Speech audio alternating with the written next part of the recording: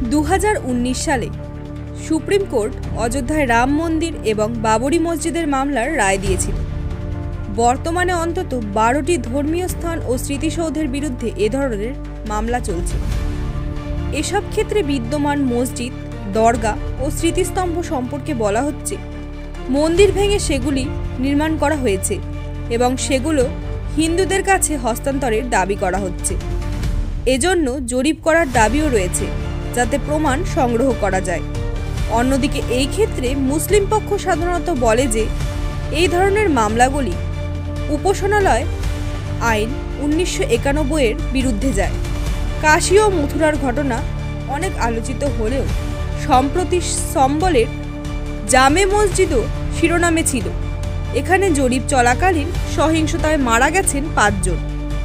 Supreme কোর্টে যখন সম্বল মামলার শুনানি চলছিল তখন মুসলিম পক্ষের সিনিয়র অ্যাডভোকেট হুজেফা আহমাদি আদালতকে বলেছিলেন যে দেশে অন্তত 10টি এই ধরনের বিরোধের মামলা চলছে। Bureau report, news hub daily.